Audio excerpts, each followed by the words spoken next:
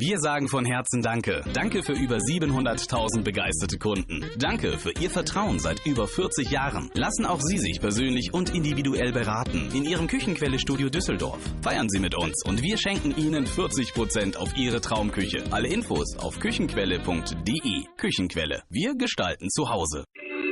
Blog Talk Radio.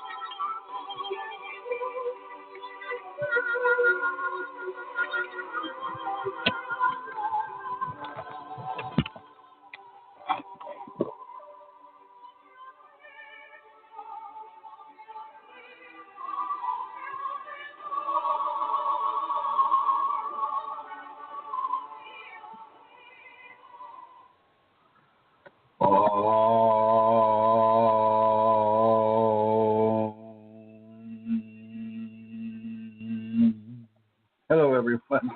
This is Chrism. I'm a little out of breath because I was holding one computer over the other in order to get the sound.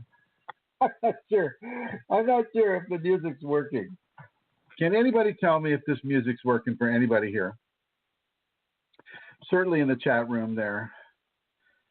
Everybody in the chat room, give me a type, will you, and let me know if the music's working at all.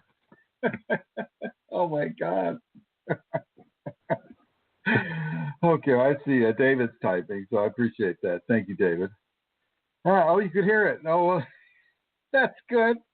Here I'm like leaning over the chair, holding the computer over the other computer, because I have this computer I'm talking on right now doesn't have a disc player. And, you know, it's one of those ones without the disc player, so I had to hold it over the other one. Well, thank you, and hello, everyone, and welcome to this program about your Kundalini awakening experiences. My name is Chrism, and we'll just go ahead and jump right in. A lot of people, well, I kind of got taused to this week because I wrote a piece called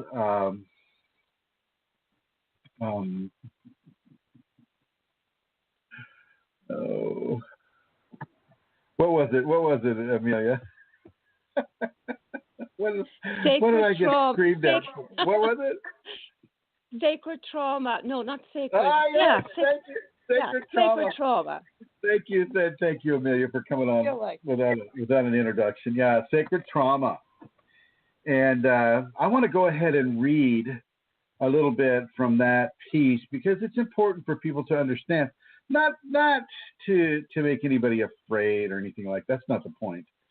But the point is to realize that, you know, the ego has had free access to, you know, to your body, to your mind, to your psychology, you know, for almost as long as you've been alive, really.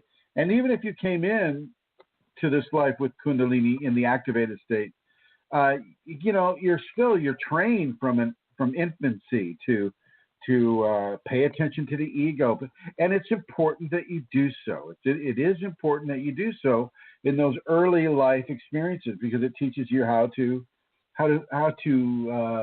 survive in this world. But you do reach a point, and you reach that point where the Kundalini needs to take over, and it's the difference between being a child and having your baby teeth and all of that, and then going next into adolescence. You know, and your voice gets lower if you're a man, and your chest gets bigger if you're a woman, and etc. These are generalizations. But I mean, you have to go through these life changes, and this is the article right here. It basically says sacred trauma. If your Kundalini teacher is teaching you through hard work, abusive behaviors, and sacred holiness, then keep that teacher. For Kundalini is not easy and shouldn't be presented without sacred trauma. Trauma is necessary. The ego will often not come into grace willingly. In many ways, the Kundalini will inject levels of trauma through mental, emotional, or even physical changes that can traumatize the ego into a form of acceptance of what is occurring. This can take a while.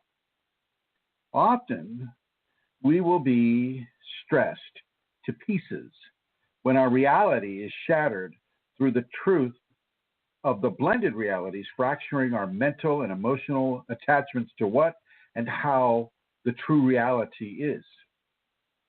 And we give ourselves time to process the changes Kundalini gives to us. And once again, this can take a while.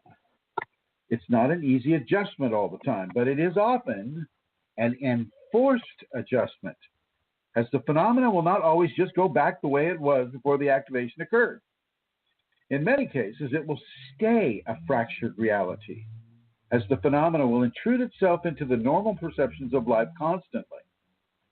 So please understand that you're not crazy and you're not being abused in a way that is without purpose.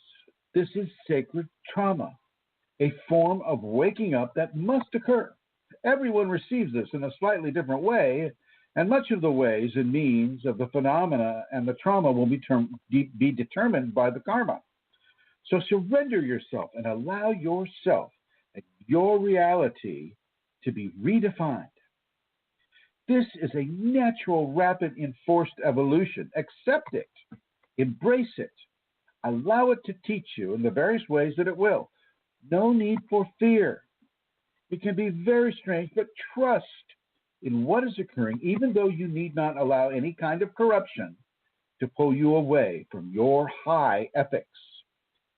You will adjust to this, and all is well. Now, hopefully, I wasn't just talking to the air right there. Did anybody hear this? So if, David, you could give me a little type, let me know that people heard this on the chat room. I will assume that people heard it in other areas as well. Even in Ireland, it may have carried through across the Atlantic. So let's see what people are saying then. Okay. Thank you, David. Thank you. And thank you, Vicky, for typing as well. Okay, so I'll assume that Ireland heard it as well. Well, and so I got chewed out and called, various, well, let's see. I got it right here. Let's see. Yes, all is well. And we got 13 comments here. And this is from a woman who is a Kundalini yoga follower. And she didn't take well to this at all. And so, and I don't expect everybody to receive the work that the Kundalini does through me, positively all the time. It's just not going to happen. And she says, I took the time to read with care all of the responses to this article. And I can read between the lines as well as on the surface and see the conceit and your own anger reflecting back at you, Chris Mitchell. I'm not angry. Your post made me sick to my stomach to read. You should care what other people feel and think. But for your ego, Ape Guru Chela, my friend. So it was not received so well. But I have to say that I am not describing. Well, she indicated that she was having PTSD herself, and that other people who have been abused by Kundalini yoga teachers have this type of a post-traumatic stress syndrome. And she basically didn't hear anything in that article except, if your teacher is abusing you, and basically not being able to understand the difference between, say, egotistic abuse and tough love. Tough love is also a form of abuse from a parent or a teacher that can be described as what the Kundalini will do to you, because even though she sees that it's causing you discomfort, she's going to keep doing it. So it's the same thing with the 2-year-old losing the teeth and having to go through that pain. Well, some of the traumas that we go through, the sacred traumas, are also of that level. Now, I have a great experiment right now that I'm going to do. I have this show on this special computer, and I'm going to move this program out into my Dolphin trailer. Or actually, I could just move it into the next room. That's what I think. I'm going to play it safe this time, and move it into the next room here, and we'll see how that goes. Please let me know if you can, of course. Please let me know if you lose me here. Yeah.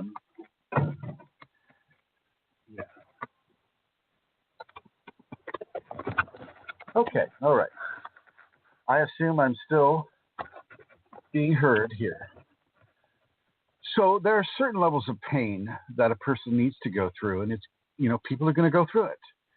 There's the Kundalini. I have noticed with, the hundreds of people I've worked with it, and my own experiences with it, she can be relentless in forcing you to accept certain conditions of the physical and the mental and the emotional that one would not normally have to focus on. And this is kind of the way it is. I mean, this is why we're placed in a cocoon, so to speak, and we're allowed to work on our issues, and we're allowed to detox our issues while we're in the cocoon, and while we're, working towards a level of illumination that will invite a spinal sweep, which is, a divine physical blending within the individual brought about by the Kundalini. And so I want to read another article that I wrote that's very similar to that last one. I put it up there just right afterwards because it does tie into it. And so here we go. This is called Caught Inside the Holy Teacher. I think that's the Holy Fire. Caught Inside the Holy Fire, for those who want to reference it. Caught Inside the Holy Fire. Okay, and most of you would hate a true Kundalini teacher, the kind of teacher that exposes your ego in such raw detail and then retrains it, the kind of teacher that is unrelenting, exposing you and ridding you of the attachments that you have about life and about yourself and about how you fit into that life. A trigger teacher, one who provides a trigger or reason for undoing the blocking aspects that can come between you and your grace.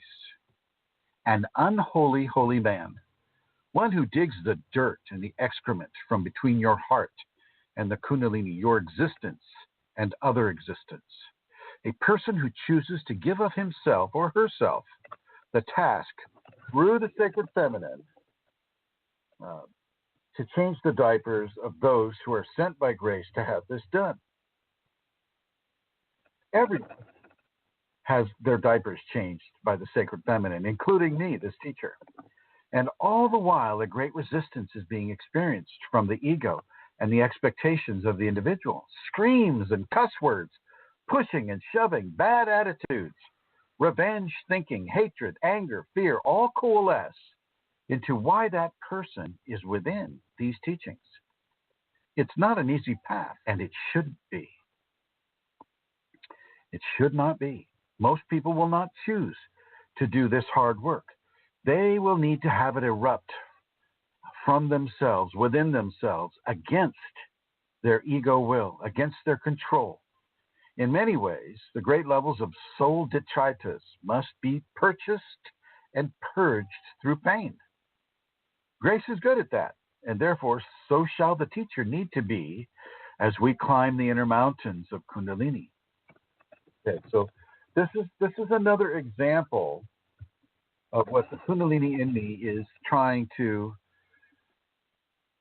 bring across to you. The real shift from a normal five sense behind the veil reality to the extremely expanded consciousness it's a huge shift, and it's a huge shift in a person's ability to process levels of information that go beyond what their training and what their cultural ideologies are about what constitutes reality and what constitutes life. It can be very, very, very confusing, and to the point where people will, self-admit to a psych ward or go to their MD for medications just to cover up the symptoms. And in many ways, this can be very disruptive to a person's life. And so it's very important that we understand that this is natural. It's as natural as adolescence. It's as natural as losing those baby teeth, and opening to growing those expanded teeth, those expanded permanent teeth. And so I want to really invite people to make that shift, make that understanding. I know I'm looking at a lot of the people here, at least in the chat room, and most of you folks here have understand that shift is happening. But it's something's always new on the horizon with the Kundalini, unless you're in a plateau stage, and the plateau stages always come to an end with something new on the horizon. And so it's important for people to gird their feelings and their senses and their ideologies and their attachments and their expectations, and to make sure that you're able to open yourself on a consistent basis to the changes that the Kundalini will bring. It's very important for you to understand that. So I understand that the young lady had a problem with that, perhaps the phraseology of it. But I did also want to place that in there because, gosh, if you really do a lot of research on Kundalini teachers, you'll find that they're pretty strict. They can be pretty strict. They can be very, very difficult to get along with. They can be very hard and harsh on the people that come to learn from them whatever those teachers are teaching. And not all of them are teaching Kundalini. Some of them are just teaching, their philosophy, their religious philosophy. So I should rephrase that as spiritual teachers. Many of them are not easy, and I think the good ones are the ones that are not easy. The good ones are the ones that force you to change the paradigm of your behaviors. The good ones are the ones that aren't afraid to be disruptive to your life, that encourage a level of disruption to your life so that you can begin to look outside of the normal, well-worn groove of the life that you've been living. And Kundalini is this way, and I guess so am I in many ways this way for a lot of people. I'm not well loved on the internet. I mean, to some folks I am, and to some folks I'm like, the spawn of Satan. Matter of fact, when I go into these areas where I'm considered the spawn of Satan, which happens to be Rosemary's area there in Minnesota. Oh, I better listen to something here. Yeah, I always address myself as the spawn of Satan for the people that she knows. A lot of them are Christians, and they don't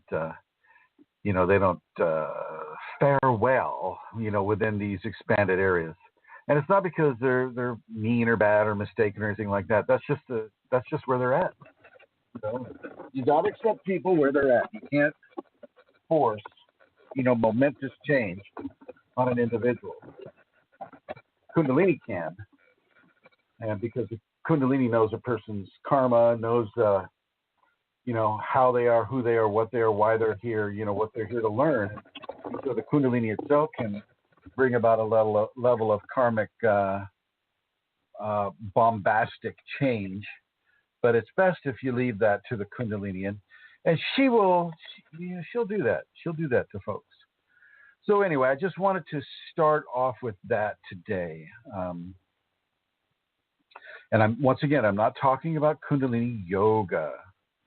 I don't even really like some of these yoga outfits, like Yogi Bhajan's Kundalini yoga.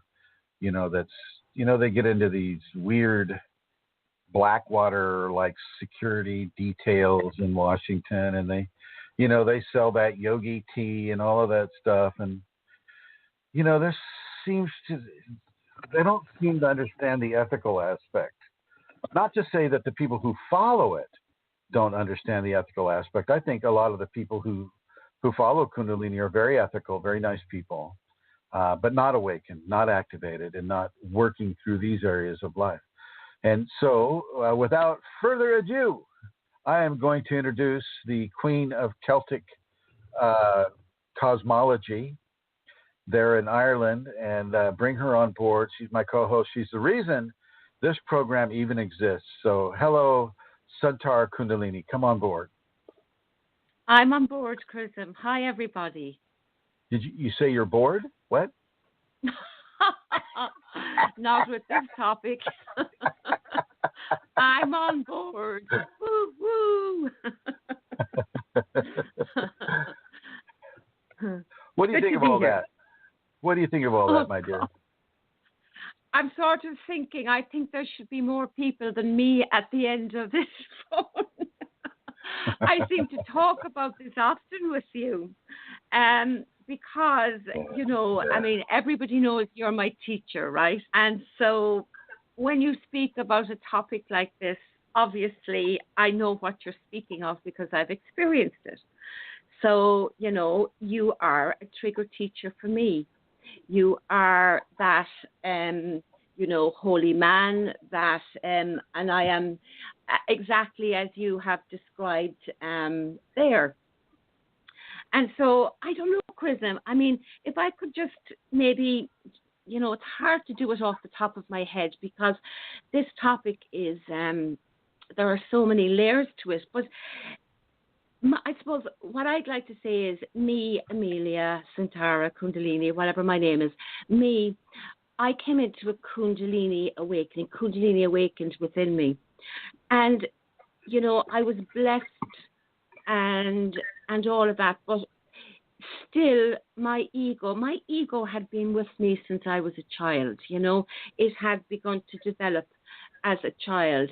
And, I've often thought how my ego started to develop behaviors that were for my good, it thought, or so it seemed. So, like, for example, I would have wanted certain needs met, and when these were or weren't, my ego would have responded. So, for example, one thing that I find very difficult is to defend my position. So, for various reasons in my past, I would have needed to defend myself.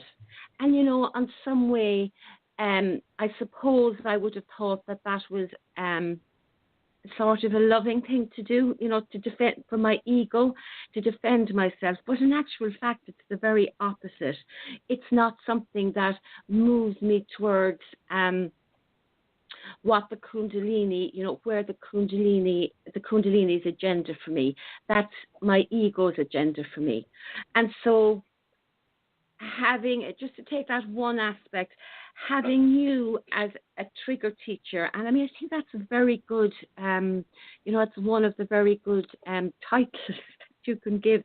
Well, those triggers then, for example, I would be triggered to defend myself, and my defense would automatically come up as an ego response.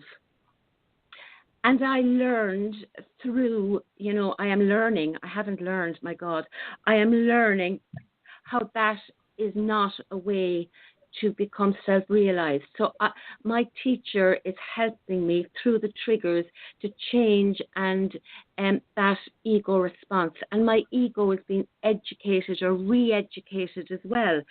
So I'm learning that those ego behaviors are not actually serving me, and they are not serving the Kundalini within me or the Kundalini's agenda for me.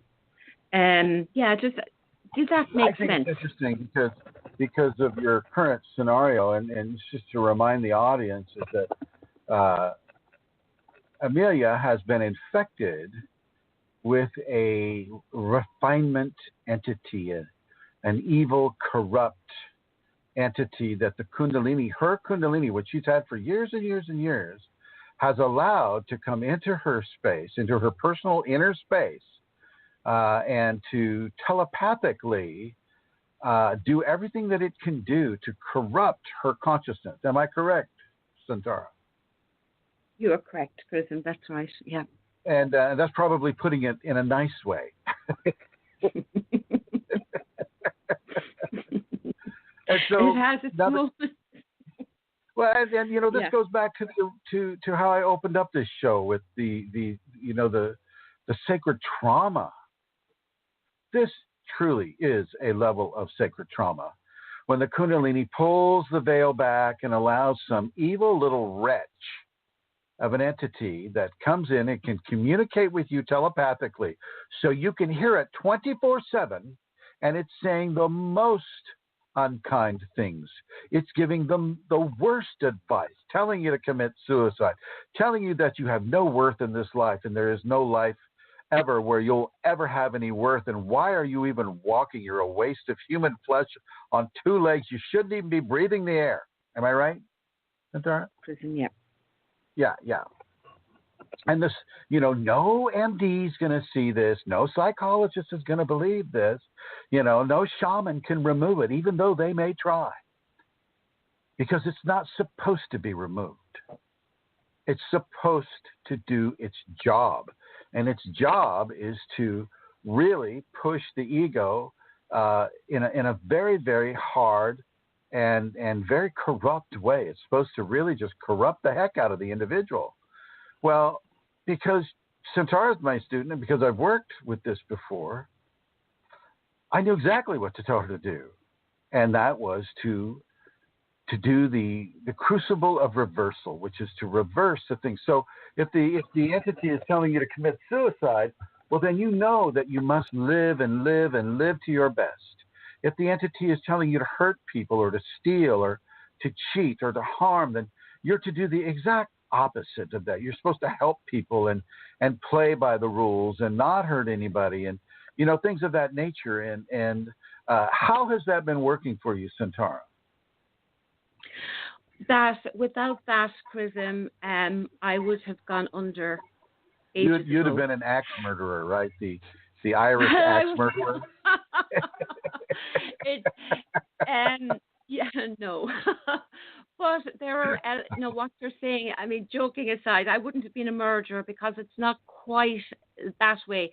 But I would have caused a lot of destruction, to be honest with you, in terms of, friends, family, and some strangers even, were pushed in the way you're speaking of to respond in ways that would be very hurtful.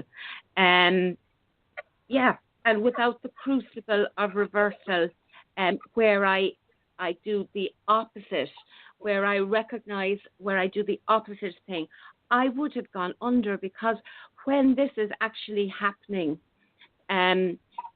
it's very hard to explain how it's like the desire to do it rises within me as well, Right.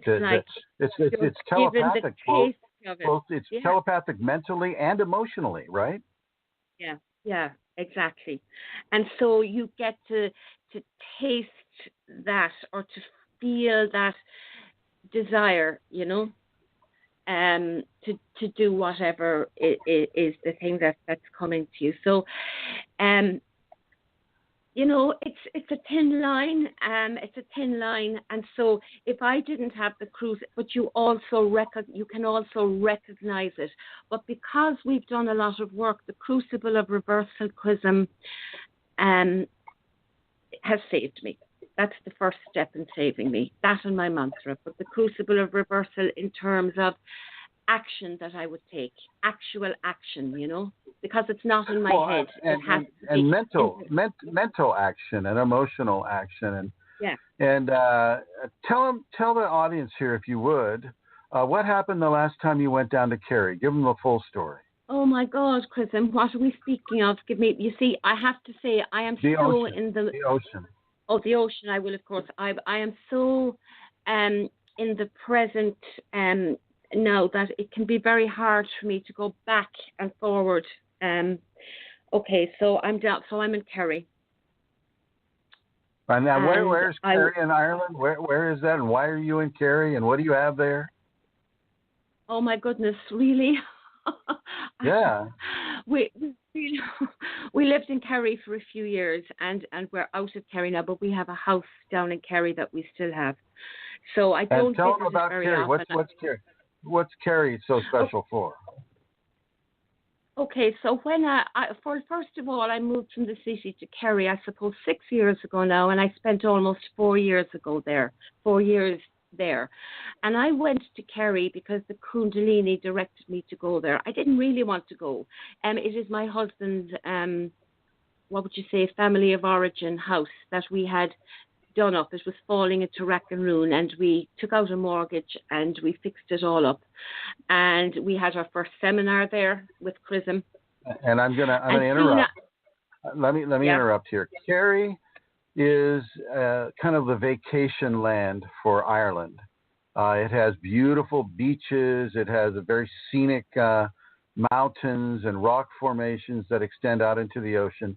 It's considered kind of a resort area, and it's very special. It's very pretty, and many of the countrymen or the population of Ireland come to Kerry for vacations, and Amelia lives in a place called Castle Gregory, or at least close to it, and so it is a beautiful natural area. Go ahead, Amelia. Okay, so I lived there for 4 years, and I suppose I'm mentioning the Kundalini because the Kundalini brought me there.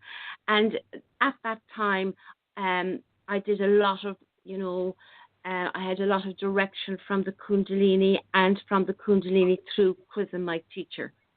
And so after 4 years, for various reasons, I moved back to Cork again. And so I don't visit the place as often.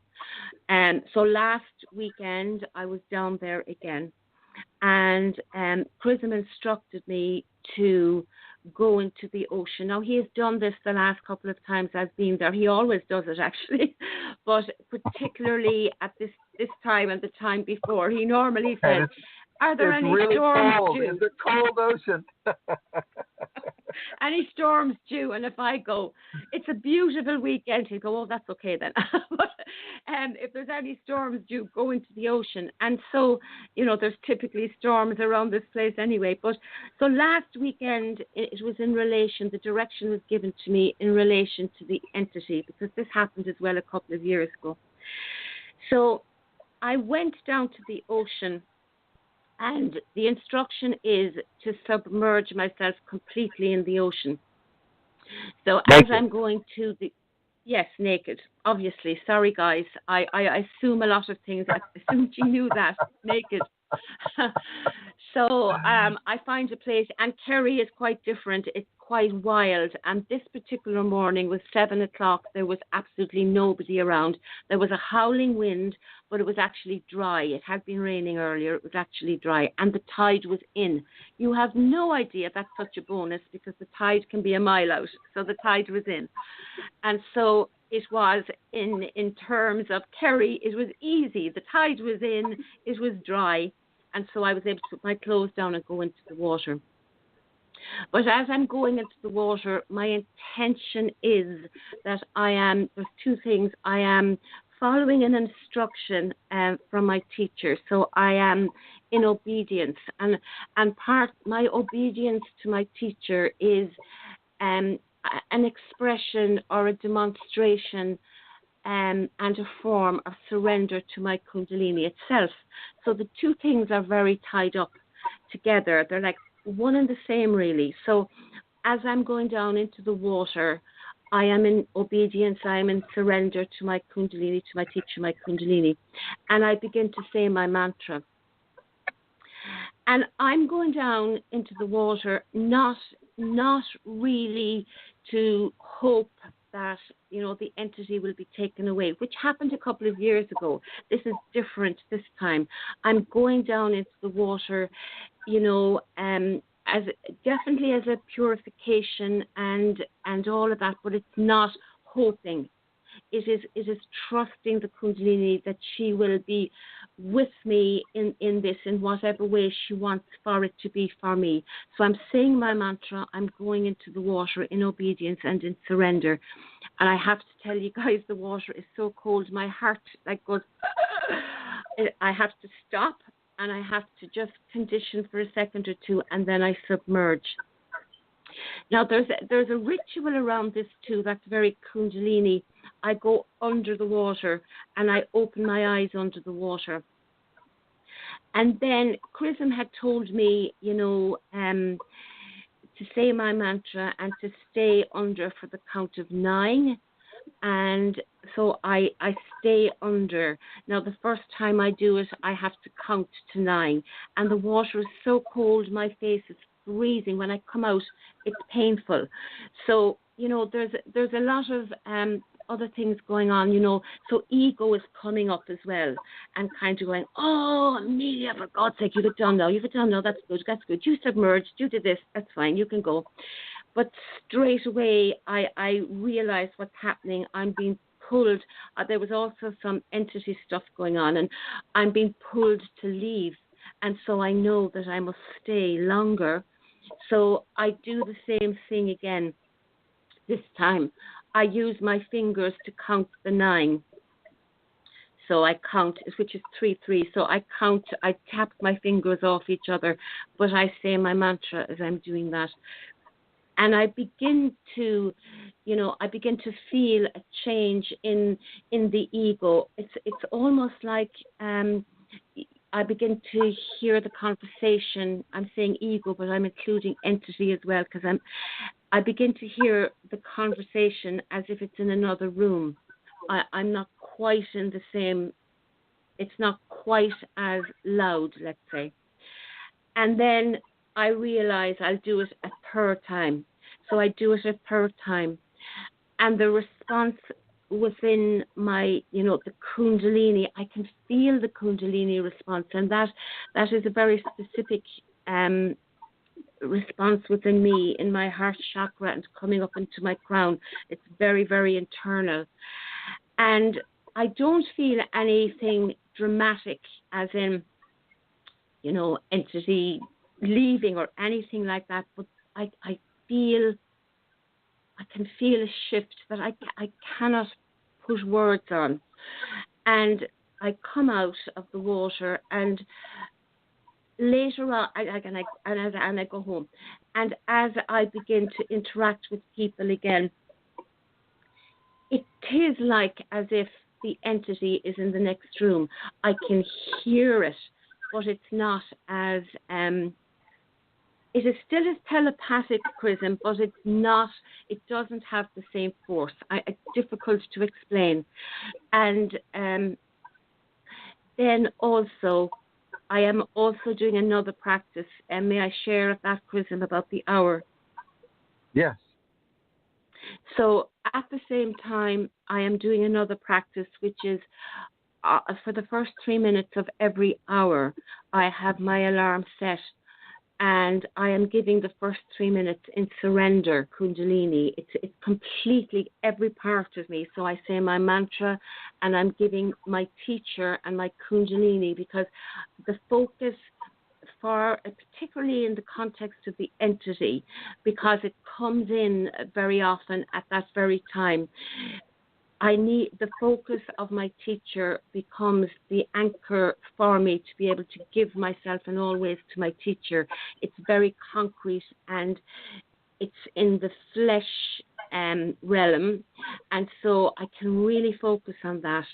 And so, at the first 3 minutes of every hour, this is also going on.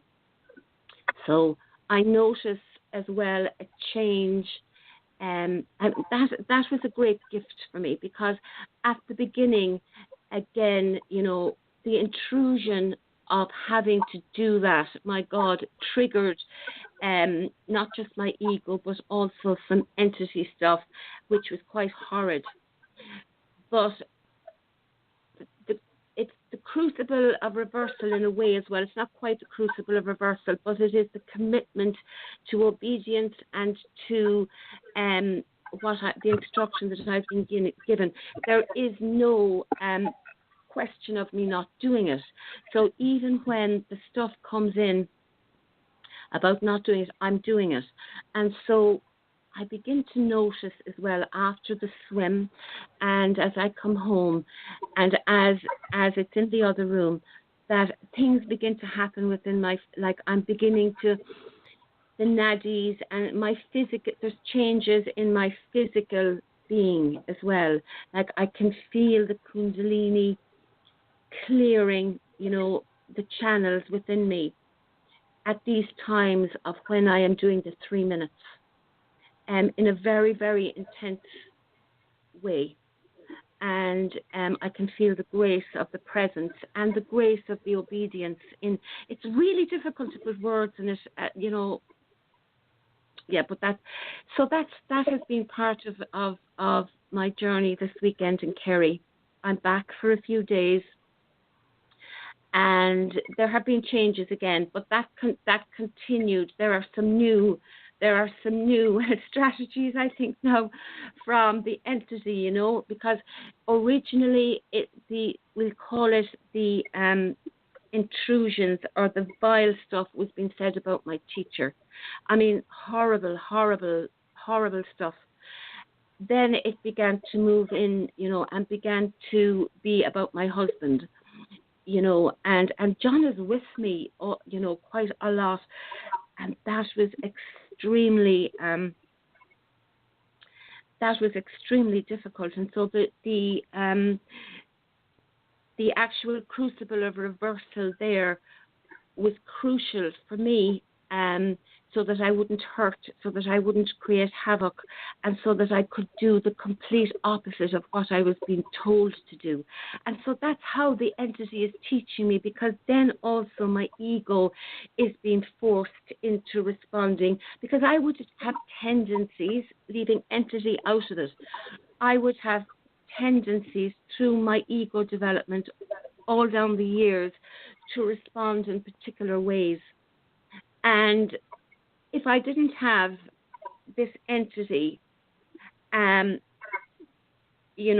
pushing me, and I suppose almost amplifying my natural ego development, my ego development and how it has, expressed itself, I wouldn't be in this place of, I'm grateful for it. I'm beginning to understand somewhat. I'm sure I'm missing a load, but I'm beginning to understand somewhat the grace of I'm grateful for it.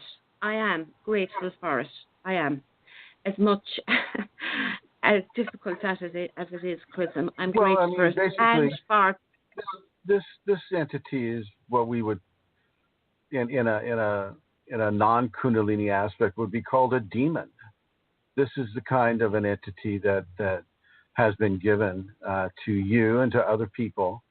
And one of the things that this practice does, and your excellent expression of the practice, Centaura, is that it does what the ancient sorcerers back in the 13th, 14th, 15th century would try to do. It forces a demon to do positive things. It forces something that has its essence based in corruption and negativity to be life-affirming, to be a positive gift of grace to an individual that it was sent there to corrupt. And so that level of reversal is also a very significant aspect of how we can begin to utilize a different attitude when we feel levels of corruption coming onto us.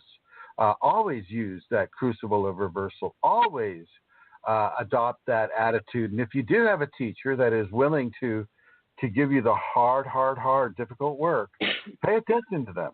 Pay attention to them. And please continue, Centaur. You're stating this very well.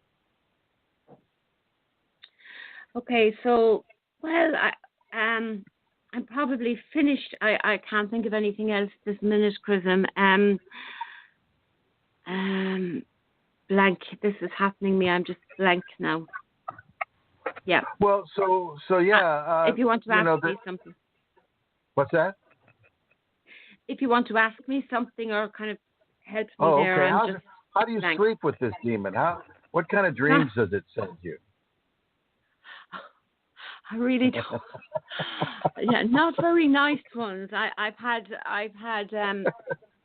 not this week actually, but I've had some very intense dreams, and they have been of a sexual nature that have been, just not very corrupting, actually horrible. I don't really want to talk about those, if I may. If that's no, we're going to go right into those right now. Here. No, please. Are you able to? This is the okay. X-rated version of the show here. Put all the kids to bed and return to the show here, especially those. So when you're in the dream state and it's giving you these really horrible dream images, are you able to do the practice in the dream state? Yes. For the most good. part, it's yes, I am. You in the dream state, one can still do. I mean, I would have known that one can do the safeties and all these things, but yes, one can choose to not. Like I do my mantra in my dreams. My mantra is the first thing I do in when something happens. And just very briefly, I see a lot of faces and a lot of things very often in my dreams, and I can, they're there, and I don't engage with them. And always, for years, this happens most nights. And when it happens, I go into my mantra because, guys, for me, I'll go back to, like, the faces come. So they can come from the left to the right, or the right to the left, or they can come forward and then they pass away, and there's one after the other. And there's various versions of that. Sometimes then they're full bodies. Sometimes the faces are quite nasty. So the thing is to not engage with them in any way. So I always say my mantra. But what began to happen recently, when we call them the sexual images started to come, was I began to very much remove myself from, like, go away. Okay, so you say, well, that's fine, that's okay. Of course it was, but the minute I would go back into a sleep position to go into sleep, there they would be again. And I realized after a good while of this, it was really, really difficult, that my actual, I was engaging with them. I was actually engaging with them by running away from them in a way, in my particular situation now, because they kept coming back. So again, and each time they were getting worse and worse, every time they were getting worse and worse. So I realized that what I had to do was be as I was when they were a lot more, when these faces and things were there. So I began to say my mantra, and then they got and say my mantra, and just go into that space of complete attention on every word, of surrender to my Kundalini and my teacher, of giving all the various aspects of myself, and this was going on. So it's a little bit then like, I'm not involved in either paying any attention to it or withdrawing from it. It's a little bit like having a television on, but you're not really looking at it. It's in the periphery. It's something. That's kind of a little bit like it. You become removed from what they're pulling you into, because that's what's happening. They're yeah. So So that is another. That was just a small aspect of it, where my mantra in the dream was a saving grace again. You know, the mantras are very powerful. If you can find a teacher that will give you a mantra that you can really practice in a very strong, truthful, honest, and trusting way, it can work wonders and miracles with you within the Kundalini awakening landscape. And so that's a very good first attempt. Now, everybody, this is happening right now. This very moment, Santara has this entity inside her, and I want to ask you what it's telling you to say, if anything, if you can say. Right. Right this minute, it's very interesting. Right this minute, there's nothing, but there is a pressure. I can feel a pressure inside in me. Physical, tactile pressure that isn't my Kundalini, and it's pushing down on my shoulders. But I'm not telepathically. There's nothing coming. Every time I stop speaking to you, I'm saying my mantra. Oh, very good, very good. Ladies and gentlemen, I would really like you to listen to the words that Amelia has been saying. Because if this happens to any of you, you'll know exactly what to do. You'll know exactly what to get. You'll know exactly how to give yourself not only a teaching and an evolution, but a respite from the terrible fear that can envelop a person when something of this kind of a nature attaches itself to you, and your Kundalini allows it. Think about that. Now, we have various people here, and if anybody else in the chat room right now has had this occur, or anybody who's calling in has had this occur and wants to speak of it, then I invite you to put a little question mark next to your phone number there if you're calling in, and for anybody else on the in the chat room to write a little bit about what their experience may be. I want to open this up for you to talk about, because it's a very important thing to talk about. And Vicki Vaughn has just written some things, and she says, "May I ask why the teacher gives you these types of lessons? Doesn't the Kundalini teach us through these hard lessons? After my awakening, it was a major things taking place to the point of leaving my job, my rental home, relying on complete strangers, etc. May I ask why the teacher gives you these types of lessons? Because it's a partnership in many ways. The person is able to receive instruction that is applicable to the here and now flesh organism from another flesh organism than from something that is intangible. Sometimes it's harder and it's more frightening to receive instruction from an intangible. Maybe you don't know whether you can qualify what you're feeling is coming from the Kundalini. Maybe you think it's from an entity, and if you think it's from an entity, well, I don't want to do that, and they may very well be coming from the Kundalini, especially if it's a difficult teaching. In many ways, we want to think the best of our Kundalini with is, it's holy, it's like Jesus had, and Buddha, and it's non-violent, it's vegetarian, and it's really nice, and it feels good, and I get bliss, and I feel so ascended. It's not, typically we're not going to listen to an instruction from the Kundalini that says, I want you to go and steal that woman's purse, take her money, take the coins out of her purse and throw them at her, and then walk away. Now, that would definitely be an entity. That would definitely be an entity doing that. But the Kundalini might say, okay, here is an evil entity. Have a nice day. Here is an evil, corrupting entity.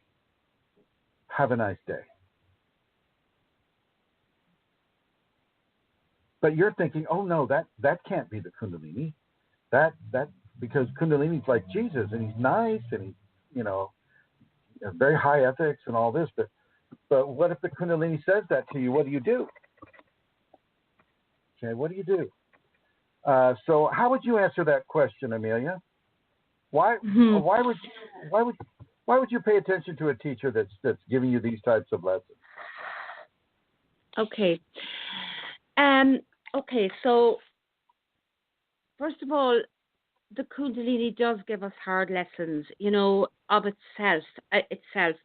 So, like in my activation phase, there was a lot of hard lessons being given, and for me, we'll say forgiveness was one of the big ones. I needed to forgive. Now, I didn't for a while, and all those lessons, and then I began to work on that, and so we definitely, the lessons that the Kundalini gives us, we learn from, hopefully. But to be perfectly honest with you, who was it asked it? Was it David? Vicky Vaughn asked that. Vicky, for me, my ability, and I followed the Kundalini, and I listened and I learned a lot. But on my own, without a teacher, because I've done it without a teacher, and then I have had a teacher.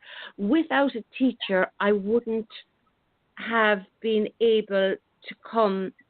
I'm going to use the word as far, and I don't really mean that in a linear, I am far. I just mean I wouldn't have been able to learn the lessons as well as maybe I am learning them with a teacher, because I would let myself off the hook, I would. And even with the hard lessons that the Kundalini might give me, I mightn't recognize what the Kundalini is saying. So I mightn't recognize that the pain I'm going through is actually communication from the Kundalini, or I mightn't recognize that this is happening because I am in resistance.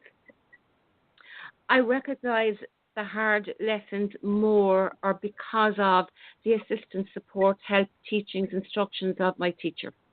So for me, I know retrospectively looking back to this point, and in a way I'm talking about before this entity intrusion, in a way, I'm not really including that. Even if I leave that out up until the point of that, I wouldn't have been able to leave the entity out of it in the other ways. I needed a teacher. I needed, in this case, Chrism, in order to learn more about the lessons I was receiving from the Kundalini. All right. And Vicky says, okay, that makes sense. And David asks, what is the best way to handle aggressive entities during an astral experience? Don't engage them, David. That's the best way. And you can ask your Kundalini to help you in the out-of-body experience as well. If the Kundalini is kind of insisting that you interact with these aggressive entities, well then don't be afraid of them. That's the first thing. Is don't be afraid. And they'll come to you in all the triggers that you have. They'll, if you're really religious, very, you're raised Christian or whatever it is, it will come to you as, I am the Lord thy God, thou shalt bow and abase thyself before me. And, if you feel like, that you're afraid and you've never seen this before and you're just kind of going, wow, this really resonates with my childhood. It's very easy to fall into that trap, and you just kind of let go. Really what you can do is you just go, yeah, whatever, and you just go around it. Now, if it circles back to try to get you in front of it, well, you just go right through it. And you'll see the plasticity of its, the plasticity and the falseness of its fear proclamation. Often when you're in the astral and you merge with another being, well, first of all, that takes permission. Second of all, when you just burst your way through it, it's almost like you're like a bullet going right through. You don't kill it, but it doesn't block you anymore, and you just, you don't need to worry about it. You can really just, you can have your way in the astral. Okay. No, as I mentioned in the last show, you don't get to look at the Akashic records of the librarians or any of these things. You don't get to go into an unethical observation of what other people are doing, but you don't have to be a victim, or you don't have to have that kind of mentality either. So when you're in the astral, typically when I was in the astral, when I was doing a lot of astral traveling, I would say the situation is such and such. And in that kind of a context, my questions would get answered, and my experiences were very good. I mean, I remember trying to tell me, they were giving me a teaching about about a relationship I was having back in the days when I was having, strong relationship issues. And they showed me a Buddha facing a Virgin Mary holding the baby Jesus. And these were statues that were like, I probably said this before, so I apologize if I'm repeating myself. These were statues that were like maybe 60 to 100 stories. They were huge. And of course I'm able to fly. So I'm flying around them and I'm trying to figure out, this is odd symbolism here, and I flew around them for a while, and I just went back between the two, and I just said frustratingly, I don't understand. I don't know what you're trying to tell me. Can you just tell me a story? And then boom, I was whisked away very rapidly, and I was on a planet's surface. And David, this is where it comes really to the core of your question, and I was confronted with these terrible, terrible, terrible carnivorous wolf, dog, insect type of a thing, if you can imagine that kind of a mix. And very, very terrifying and very smart and very unforgiving. And I wasn't allowed to interrupt what they were doing. They were going to try to do something to hurt something that I saw. And I wasn't allowed to interrupt what they were doing. So there was a purpose of teaching. And you might want to look at what level of teaching the aggressive entities that you're encountering have to offer you within a Kundalini context. Always go, when you're astral projecting, always go in to the astral with your Kundalini communication intact. And that will help you immensely. And then let's see. Art says, I tried to attack them back, but it didn't work. I felt an energetic shock and pains. And so yeah, you really want to talk to your Kundalini about that. Even meditate on it and see what the Kundalini has to say. She may offer, if they're an aggressive entity, you cannot be harmed in the astral. And I know plenty of people will say, oh no, you can be harmed, and something can step into your body, and you'll become the widget of some other entity, and blah blah blah. But not that. You're never disconnected in a true sense from your body, and so things aren't stepping in or anything like that. So you might want to try the various ways and means, because there's a teaching in this for you, David. There's a teaching in this for you, and I want you to discover it. And then report next week on what you found out. Amanda Seeker is writing, could an entity like the one Santara is dealing with infest a person who doesn't believe in entities? Yeah. I mean, that's where we get our serial killers.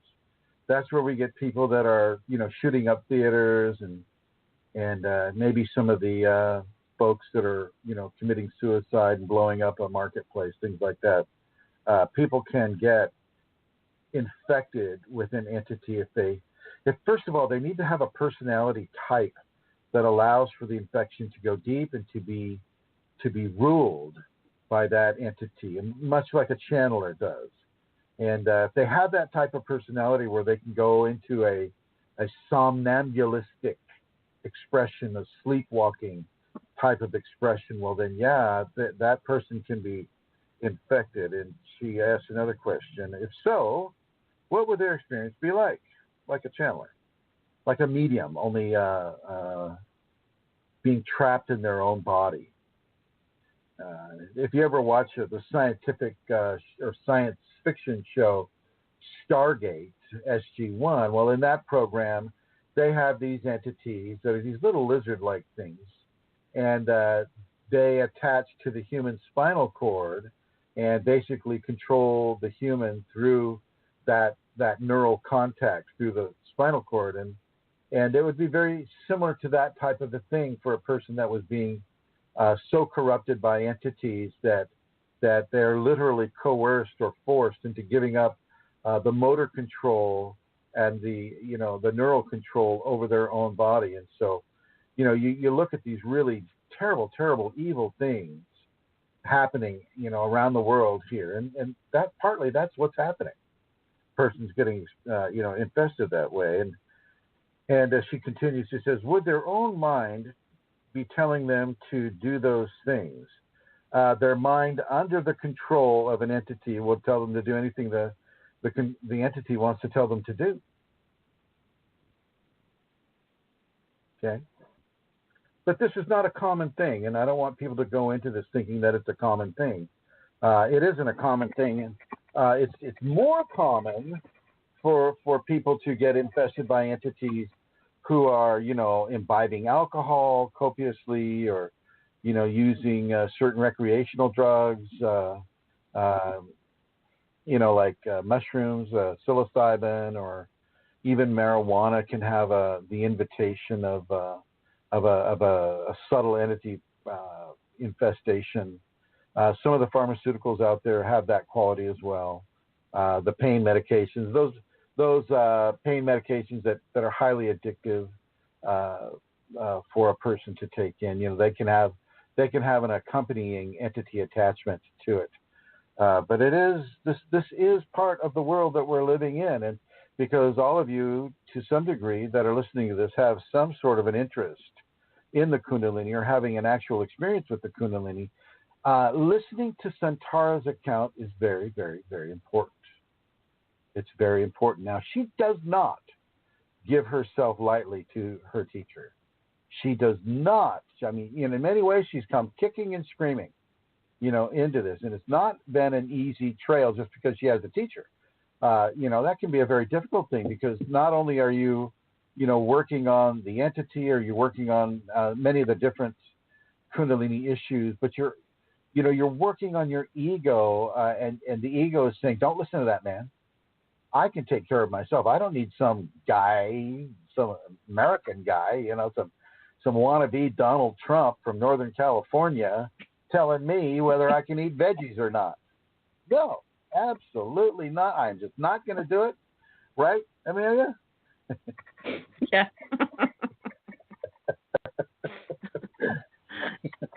She doesn't do this just because it's, she feels it's like the fun thing to do.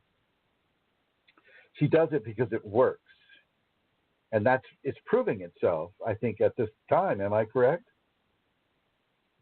Yes, Chrism, absolutely. But it has worked before this as well, because, you see, for me, I don't know how it is for other people, I would have been gone long ago, except my Kundalini won't let me.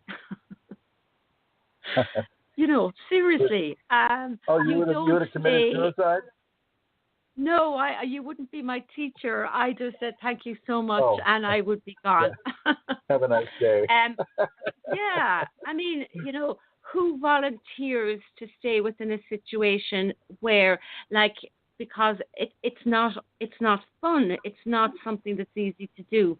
But my Kundalini has not ever allowed me. I've known from the beginning that my Kundalini has given for Chrism to be my teacher, and that is something I just can't deny it. And there have been times, honest to God, where I would have given anything to be left off the hook, and I would have come right to the what's the word I'm looking for, the line or whatever. I really didn't need this or want this and whatever. But my Kundalini, I'm just not, wouldn't allow me to.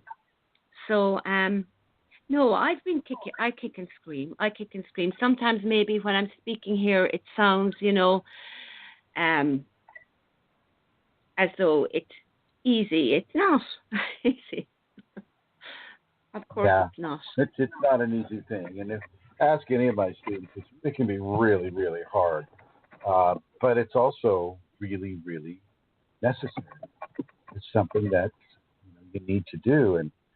And part of giving yourself to a flesh teacher is getting over that egocentrism that you know everything that you need to know, and you don't need to be dependent on anybody, especially somebody who's walking around with two legs and two eyes and somebody's just like you, and you don't need to have any help whatsoever. That's an egocentrism that perhaps you should begin to let go of. Even one of the guys that responded to that post the first post that I read to you, they're basically saying, that they don't need any help at all. They've got it all handled. And here is what he says. Here he says, I won't say his name, but he's basically saying, find him here.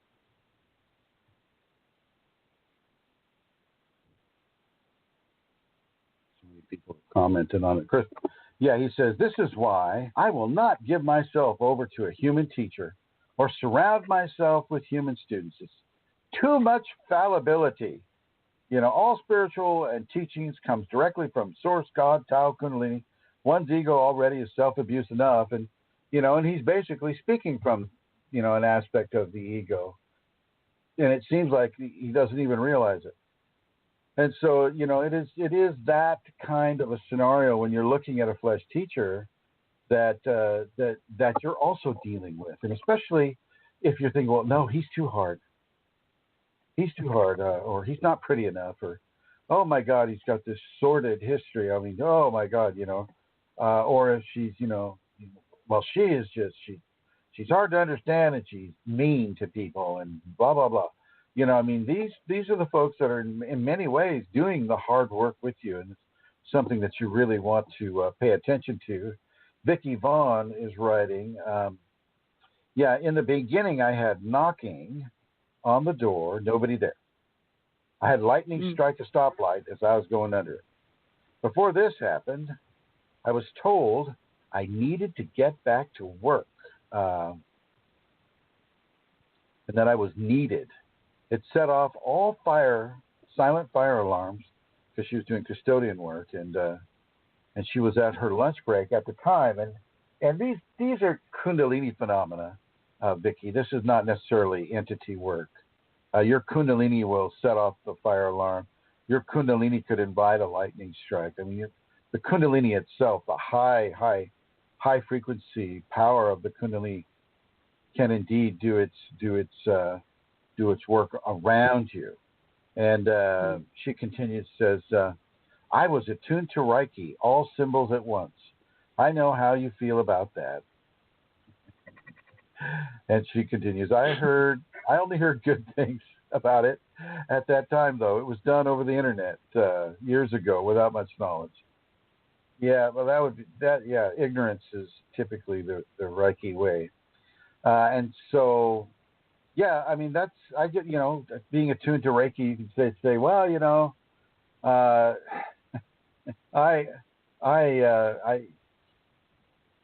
I became a Mormon over the web. It's really all about you and what you choose to believe that is going to work for you. Not necessarily within a Kundalini context, but certainly within the purchase of Reiki attunements. And I'm talking about snowflake Reiki and candy apple Reiki and zebra Reiki and vanilla Reiki and dolphin Reiki and umbrella Reiki, things of that nature. And so, if you bought into the whole Reiki thing and your Kundalini accepted it and amplified it, well, then there you go. So be it. So be it. Now I'm going to move on over to a question. We have a caller who has a question, and I'm going to bring them on board here. Hello, caller. This is area code 780. You're on the radio with Chrism. Hi. Who is this? Hi. It's Kayla again. Hey, Kayla. What's up? Okay, so you guys are talking about entities. I have a question in regards to something that has been going on since I was a child. So, like what, 5 years? Kidding. You're funny. No, since I was like probably 11 years old, I've had this thing wake me up every once in a while out of my sleep by biting my feet. And it wasn't until I had awakened my Kundalini energy that I saw what it was. And cool. It looks like, yeah, it is cool, actually, because I told it, I was like, you're not welcome here, and stop biting me. Wait, don't ruin it. What did it look like? Okay, it looked like kind of human, but not. Its face was distorted and ugly looking, and it was like its body was black, but it just looked like, I would say it looked like a dwarf? A devil. Oh, a devil. No. A little demon. Yeah, and it was biting at my feet, and my 3-year-old, she said to me, she's like, Mommy, what's flying around you all the time? Well, wait a minute. Could you have asked it to give you a pedicure? I probably should have, but it scared the crap out of me. I used to just pull my feet away from the end of the bed, and once I saw it, I bet you still do to some degree. Yeah. Yeah, to some degree. But I wonder if it actually went away when I told it to, because it hasn't been back. But well, I would say it did. Know, yeah? I would say it did. Yeah. But there's a good way to test it. You ready? There's a good way to test it out. Okay. Tonight, make sure your feet are bare and stick them all the way out of the end of the blanket there. Just maybe smear them with ketchup. What do you think? You're funny. No, you can check it out. Funny. I mean, see if the thing's still there to bite you. Now, you might be calling it in by doing that type of thing, but I would, in all seriousness, I would just leave well enough alone, and I wouldn't wonder. Yeah. I don't wonder about it every night. I just wonder sometimes. And when you guys were talking about this, I was like, yeah, maybe, I don't know what it was, but I know it was scary before I could see it. And then once my Kundalini was awakened, I wasn't afraid when I saw it. Good. Yeah. Good. That's very good, Kayla. I would use the doctrine of signature, and if you're not feeling it attacking you anymore, then it's gone. Mm-hmm. Okay. Then it's gone. Okay. Okay. Okay. Thank you for calling in, my dear. And so there we have it. This is creature feature night tonight.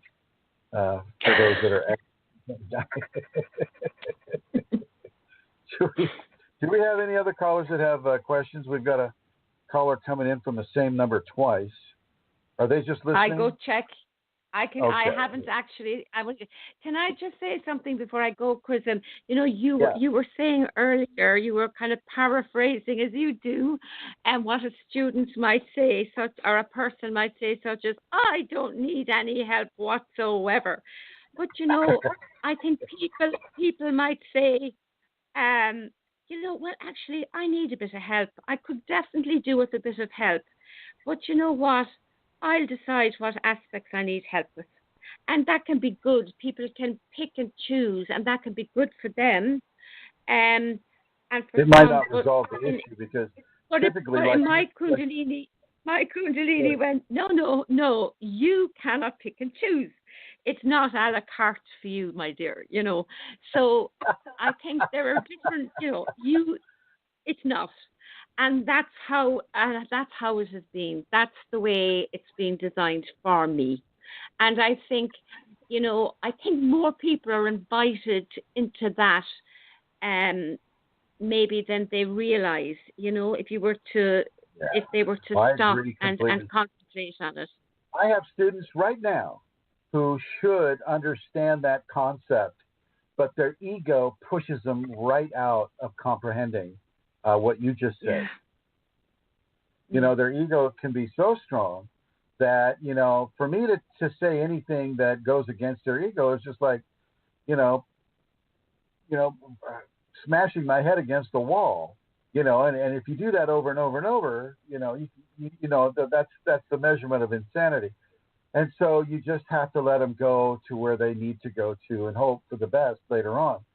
But yeah, most of the people that would come to me as a teacher in this regard, in the Kundalini context, they've got to go all the way with it. They've got to subjugate the ego. And that in and of itself is one of the premier lessons that a person gets when they're coming in contact with a teacher that's going to be effective for them.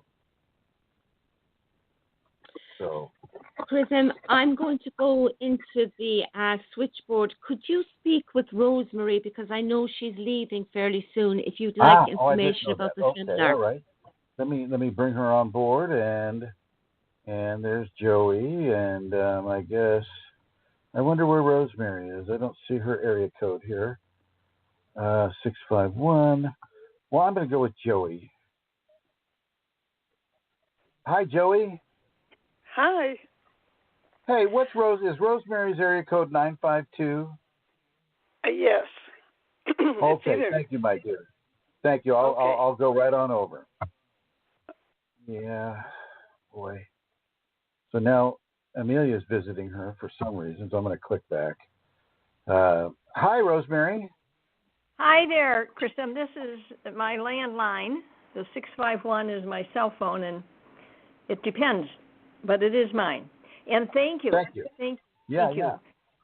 And we're happy to announce that Chrism will be coming to the Twin Cities to do a seminar and to expand our lives in the Kundalini experience for people that are activated and awakened.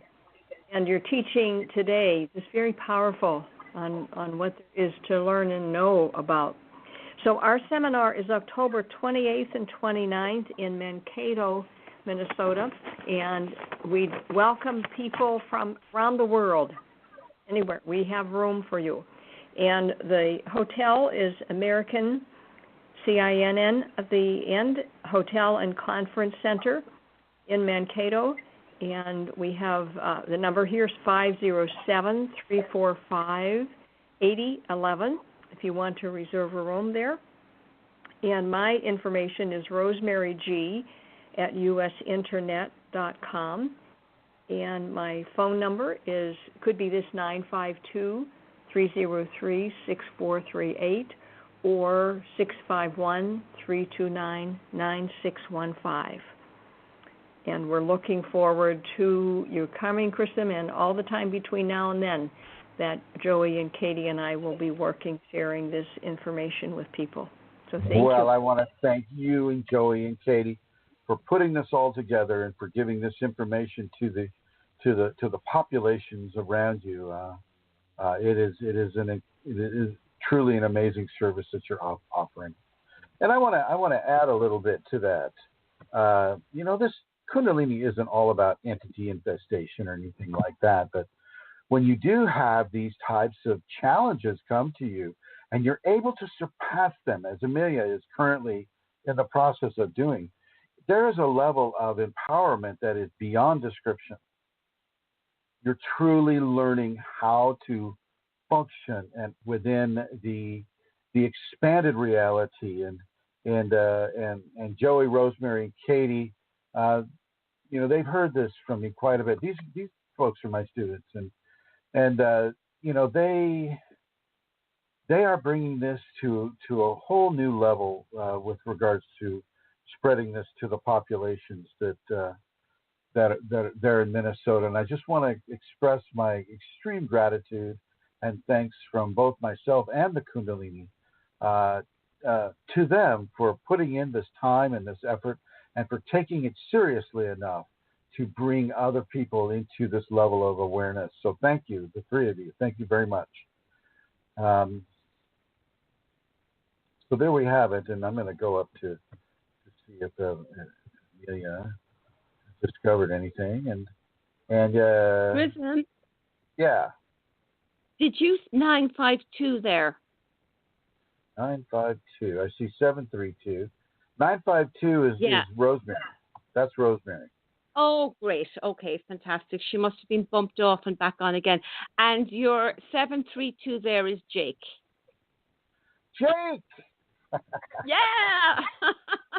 Oh, wow. He's such a guy. He said, I think I've met you at a burger stand in Brooklyn. I knew it was him. So it would be lovely to say hi. I'm sorry, say again? It was lovely to say hi.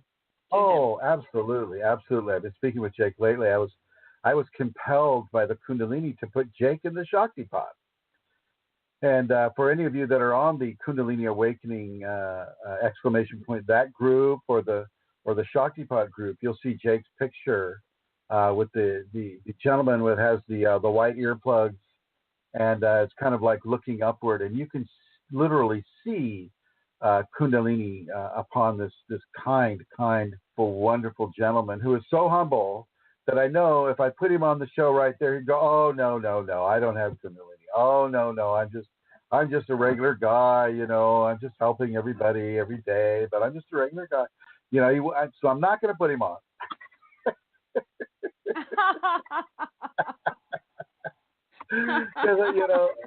Like, come on, fess up. But Jake is a tremendous individual, and his Kundalini is really amplified through a very long and, in many cases, arduous, compelling to help people that he's been given to help. He helps with the veterans. He's an ex-Marine himself, and I'm gonna bring him on. I can't keep him off now. It's like, okay. Hi, Jake. Here we go. Are you there, I'm Jake? going to hit the other. He's on twice. I'm going to hit the other one. 1 second, okay. please. Great, thanks, Amelia. Yeah, good. Just listening. Hi, Jake. I think it's a great show. Really great show. Hi, Chrism. It's really a great show. See, I have a million entities in my life, and they're all like human, So the other guys don't bother me. The other guys don't bother me because I'm so honorary. Well, Jake, can you tell people here when did you first suspect you had anything like Kundalini? Oh man, I guess I was talking to you about it the other day. I never took anything seriously. I swear. Probably then, very early in my kindergarten experience when I made everybody laugh their tail off. So from then on, it was all jokes and that kind of deal, You're a stand-up comedian without standing up, right? Yes, I can do it from a laying down position. As a matter of fact, when I go to bed at night and I lay there, I go, I don't believe I told that guy that kind of thing. I can't believe it. Eleanor just looks at me in like disbelief, Eleanor is Jake's wife, for the people that don't know. Now, Jake, after Vietnam, you were a Marine in Vietnam, right? Well, I was Army infantry, I guess. Yeah. Oh, okay, all right. Yeah. And did you see action as well? I forget. Oh yeah, every day probably, or in the village that I caused, from smoking and drinking, I saw action. So I saw it every day pretty much. I see. Well, is it your Kundalini that compelled you to help as many people as you've been helping? I guess so. Mother Teresa denied all of that stuff too, and I guess I even saw her. One time I yelled, "Yo, what up, Mother Teresa?" She looked a little bit, but not much, because she was rather fragile near the end of life. So That's yeah, true. I guess That's so. True. I guess so.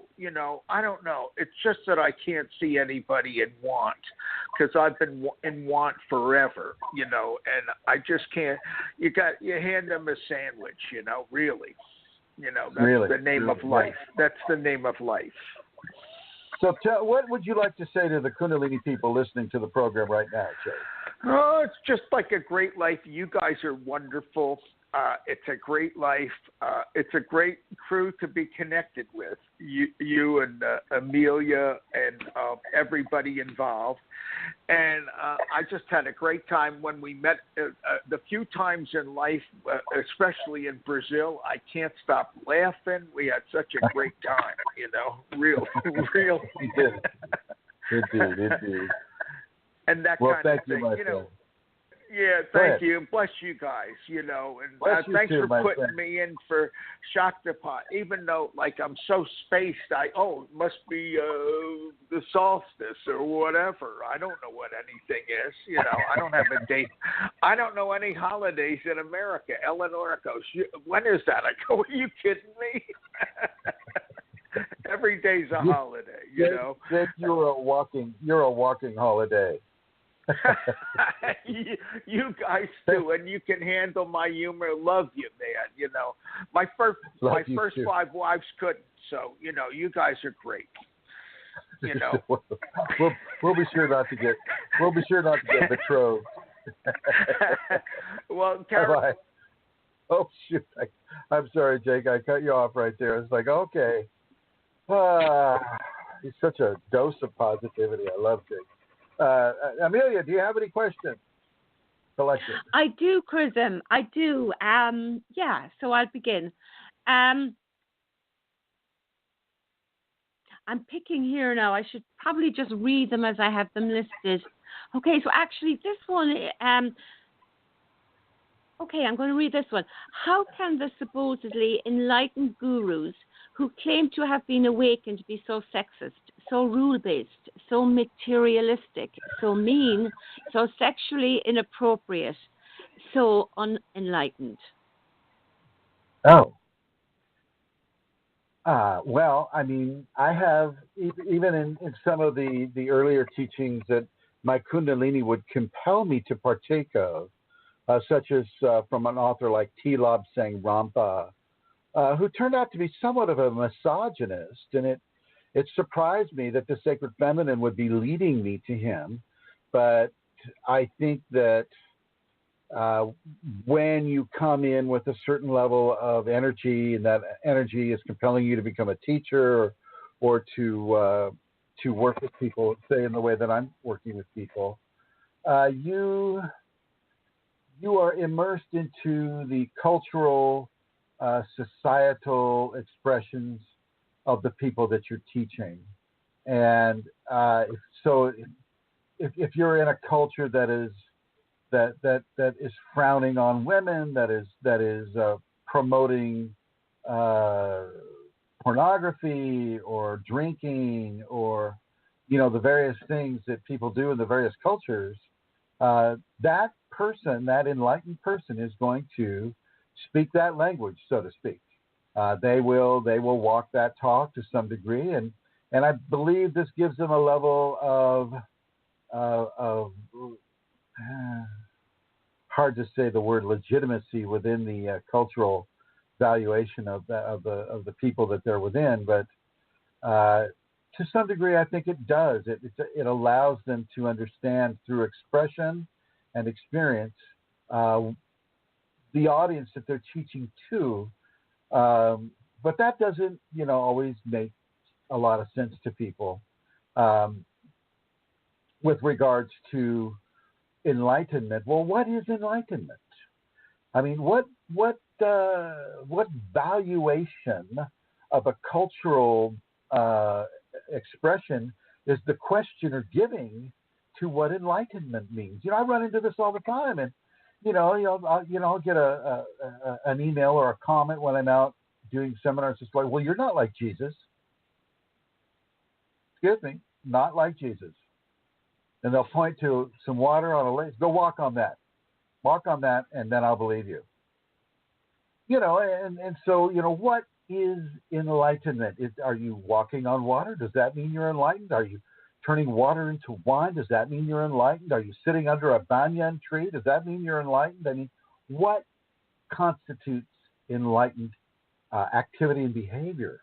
So once you've figured out for yourself what that is in a truthful context, well, then you can answer the next question, which would be, well, why isn't that person operating in an enlightened manner? This, like the person that complained about my post there, about pain and having the Kundalini bring you an abusive, corruptive type of teacher that that allows you to learn very, very quickly, or with Amelia, having this entity sucked into her energetic anatomy, and some people would say, well, geez, she said, oh, she's so Kundalini and she's so enlightened, but oh my God, look at that demon in there. What level of ignorance are people expressing when they make judgments based upon something that they know so little about? Enlightenment is not clearly understood in this culture, in the Western technological cultures. Enlightenment is not understood. It is fraught with assumptions about what any individual thinks should be an enlightened activity. So, for instance, in many shamanic cultures, the teachers will have sex with their students, and it's known that this is going to occur, and everybody wants it to occur, and so this happens. And this was in many of the Sanskriti peoples. This was done. This was a matter of course. Of course, you transpose that into a Western context, and oh my God, that is so unenlightened. And yet, if you go into the ancient Indian aspect, far before they became such Puritan, conservative, and misogynists, it was entirely acceptable and expected, that this was going to be the work. And the same thing with the temples in Babylon and the temples, in the ancient Mesopotamian region. The horror of Babylon isn't exactly the way the Jews write about it. It's really a level of sacred converging with the sacred feminine, which was revered at the time. No more. The horror of Babylon's been misunderstood because the Bible speaks of it in a specific way that was written down by a group of individuals that didn't agree with the philosophy at all. The Jewish people. They were at war with the people that were worshiping what they were calling the whore of Babylon, what we would call Astarte or Ashtoreth, or their versions of sacred femininity. So it really depends on where that person is coming from when they're asking the question, well, why is this guru this way, and why aren't they acting in an enlightened manner? Well, we need to determine what they think an enlightened manner is. And you can basically say, they don't believe that the sexual expression. Oh, well, no, that's not right. And what other issues did they bring up, Santara, if you're still awake? So sexist, so rule-based, so materialistic, so mean, so sexually inappropriate. Okay.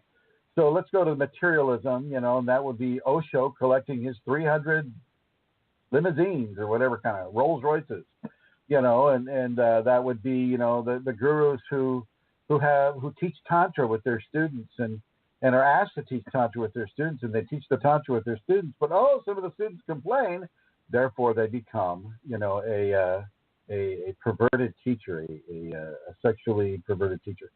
This type of a scenario goes on and on and on and on and on, and we still have a Victorian, Elizabethan, puritanical ideology around what is appropriate and what isn't appropriate in our society.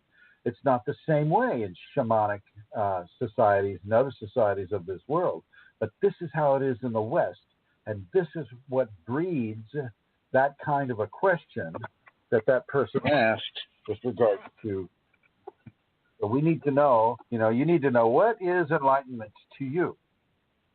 Over. Excellent. Thank you very much, Chrism. The next question is from the groups, and it says, in a recent post, Chrism mentioned that there is no end of Kundalini awakening process. So why do we start? I mean, what is the benefit of Kundalini awakening in our busy life? Also, there are several recent posts where people are experiencing scary situations in the process. Still, people are following to awaken the energy. So why? Don't do it. Stay away. Absolutely not.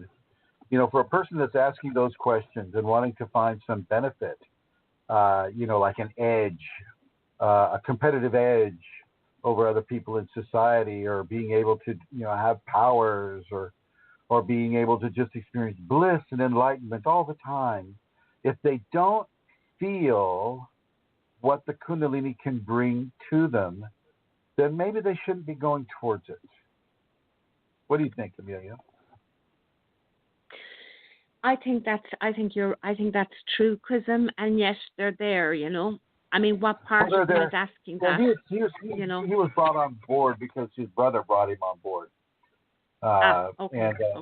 And his brother, Ranjan Roy, said, you should just read up on it. You should just do your own research, read up on it, and make your own, form your own opinion based upon the research that you do. And I think that's good advice as well. Oh. Okay. Well, he asks the next question then as well, Chrism, and it's, I read that there are 7 chakras. So Kundalini awakening means out of root chakra only, or flow of the serpent energy through other chakras. And does it flow up into the crown chakras? And is it for a certain time to a certain chakra? So you've answered these kinds of questions before. So, and I suppose the person can get that information on the group. So maybe I'll pass on that, Chrism. Thank you. Okay. Now, this is about libido, and I know you've answered this before, but it comes up all the time. Will Kundalini bring back my libido? If I answer this, then am I going to be a sexually corrupt teacher? Without a doubt, for some. Well, okay. Probably not the people. Everybody, put your seatbelts on. Put your chastity belts on. And this person is in unconscious celibacy ever since this thing started. So will Kundalini bring my libido back? Yes, it will. It will bring the libido back, and it will take it away. They can take it away for a period of years in order to give the refinements that it wants to give to the individual, and that, restoring a person's health, or using the libido energy in a way to create a energetic anatomy that is stronger than it would have been if, before the person was introduced to the Kundalini. There are many reasons why the libido is taken away, and it's not all just because, oh my gosh, let's just take it away and see what he does. Sometimes that happens, if you're a sex addict and you're not only having sex with people, but you're having sex with your hands or your fingers, it becomes this terminal, explosion of sacred fluids, man or woman, out of your body, when in fact the Kundalini would prefer that you leave it in your body for a certain amount of time. Well, then she'll just take it away. She'll just take it away, and you'll just be left there with the inability to have that experience. And if you're addicted to that, if you've been manipulating yourself for so long and so completely that it's become a daily aspect of your psychology, your expressive psychology, well, it's going to really ruin your day. And that's also something that she'll teach you. She'll teach you to not be so dependent on that. She'll teach you that maybe there's more than masturbating or sexualizing your way through life. And indeed there is. And if the Kundalini has come to a person that has been doing that for whatever reason, then and she takes away that libido, well, she's doing it for a very, very, very good reason. And there's a multiplicity of possibilities for that reason to cause her to do that. Many of it is energetic restoration, so that you're not, consciously filling your fluid all over the place, but it's being allowed to be conserved and used for other purposes. And that's about as far as I'll go with that. Over. Could I just ask, wouldn't surrender be part of that as well? Part of you would surrender absolutely. to having. Surrender to her manipulation of your bodily fluids. Yeah, you bet. Yeah, and having, because I've been there, where you have to surrender to having no libido.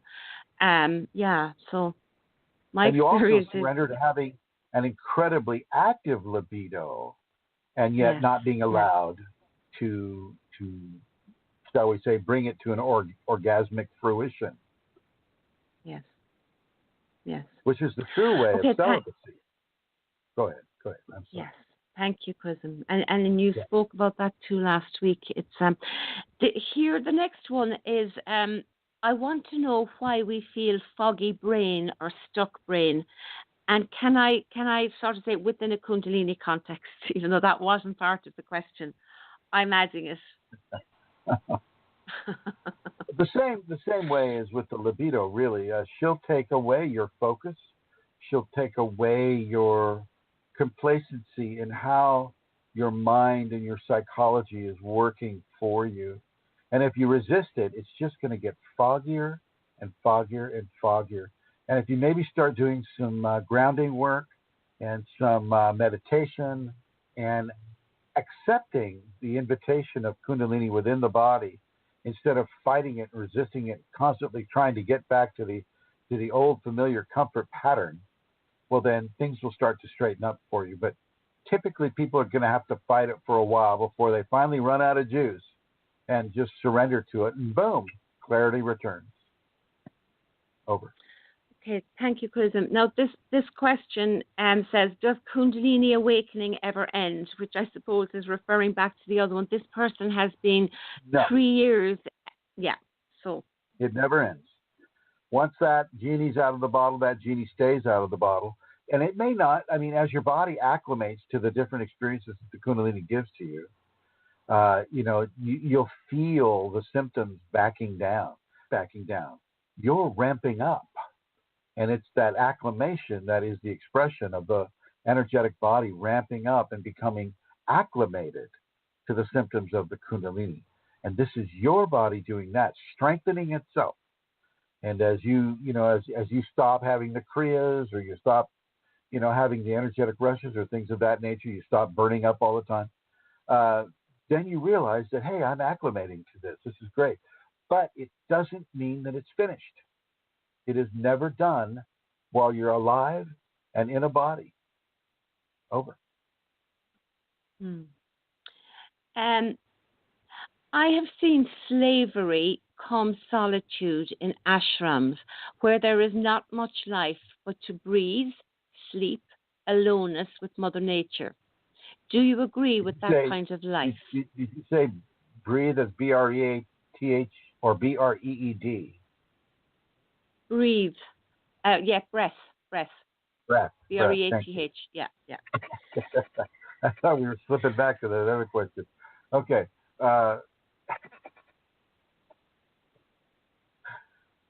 Yeah, I agree with that. I think that's a very good system. And they're using slavery in a derogatory way. But in many ways, one needs to adopt such a strong degree of surrender that it will look to an outside observer, ignorant of what is truly happening, it will look like slavery, but it's not. But it is. You see, you're a slave to your Shakti. You're a slave to the Kundalini. The Kundalini is saying you must worship this flesh person here.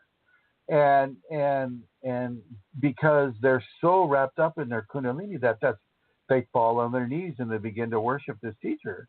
And it looks like slavery. It looks like abject. I mean, I don't think people are being branded, and they're not walking around on their hands and knees with collars and being, having their naked body whipped or anything. But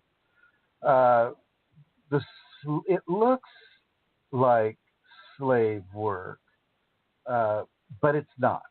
But I must say that slave work has an immense value within the Kundalini.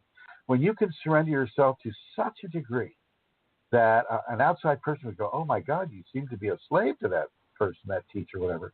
If you can surrender yourself to that degree, you're doing very well. You're doing very well. And the teacher, will not, how should I say it? The teacher will not go outside the realms of what their Kundalini is setting as far as a parameter and what they can do with you in such an vulnerable state. It's really a working of grace that allows you to surrender yourself this way. And when you surrender to that teacher that way, you are becoming incredibly strengthened. So in a way, it's like slavery, but it's not. It's a level of giving yourself that surpasses societal standards by a long shot. But the boss is the Kundalini, and the teacher knows it. The boss is the Kundalini always. And let's give a hypothetical here. If the teacher, the Kundalini is like working on the teacher too, working on the student, and Kundalini says, yes, you must give yourself, bow to that teacher and kiss their feet, lick their feet, give yourself to that teacher, do whatever they tell you to do. Well, if the teacher starts to buy into that, like, oh, it's all about me. It's all about me, the teacher. And it's not about Kundalini. No, it's not. No, it's about me, the teacher. If that happens, then the student will be told by their own Kundalini not to do that anymore. They'll be taken away from that teacher because the teacher has allowed themselves to slip into a corrupt, mundane expression. You follow me, Amelia? Yes, absolutely, Chrism. Yes. What do you have to say about that? Well, I like the way it was phrased, slavery come solitude. I'm not so sure she was being derogatory of it. I think the person might have had some understanding. I don't know. Oh, okay. I appreciate that. Yeah. I didn't hear the solitude. I would. I understand exactly what you're saying. And I know some people will and some people won't. But what you're saying, that response is a great way to get yourself to have your reputation shattered online, right there, boom. But since that's already been done to me, I just really don't care. I'll just give people the truth, and let them deal with the truth any way they can do that. So yeah. I'm sorry I interrupted you. What were you saying? No, I was done. Okay. All right. Over. Yeah. Thanks, Chrism. So the next question is, what is bandhas? Bandhas, am I pronouncing that correctly, or body locks? I read that it must only be attempted under supervision of a competent teacher. These are body positions that were put together by the 3D people, the people that really began to codify the yoga systems by watching Kundalini active and awakened people have automatic body positioning brought about by the Kundalini that we know to be Kriyas. So they looked at all these different Kriyas, and they found that some Kriyas would initiate upon a person's body in a sequence that would combine different Kriyas. And so you would have some pranayama Kriyas and then have some specific body positions. And they were able to they decided to separate those combinations from the singular act of Kriyas, like in corpse pose or downward dog, things of that nature. And so these combinations are called bandhas, which means lock, in Sanskrit. And so a bandha lock or a bandha position. And you have the Mahabandha, which is all 7 of the locks combined at once. And these are basically ways of focusing the flow of Kundalini for greater expansion, kind of pushing the envelope a bit. Over. Thank you, Chrism.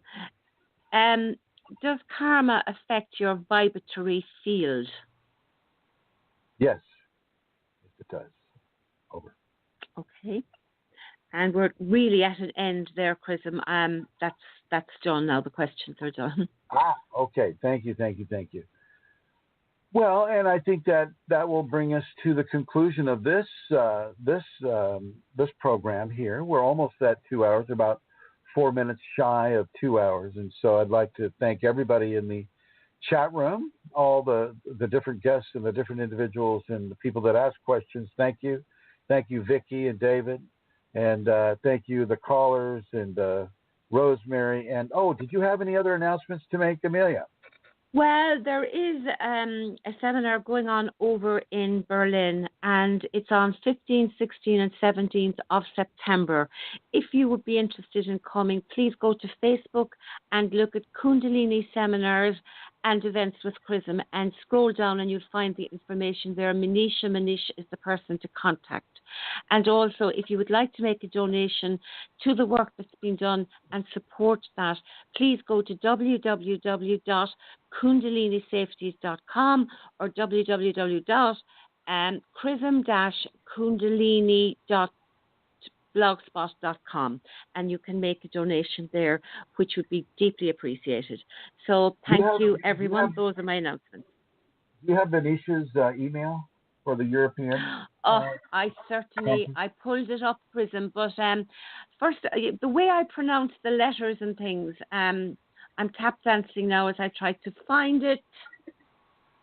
I had it already. 2 seconds. No, it's gone. Well, her name is Manish, so Maneesha, and then the last name is Maneesh. And you can look her up on Facebook, Manish, and she is the coordinator. Here we go. Okay, so it's Maneesha as an Maneesha at posteo.de. It's a German email address. So Maneesha at posteo.de. Or as I say, go to Kundalini seminars and events with Chrism on Facebook. Well, thank you. Any last words? No, Chrism, no last words. All right. Really? Okay. All right, everybody. Well, thank you for joining us. Amelia, thank you for providing this platform for us to discuss these important issues from. And thank you, everybody who called in, everybody who's listening in the future to the archives. Thank you, everyone, for joining us. And I'll end it sort of like I started it. And here we go.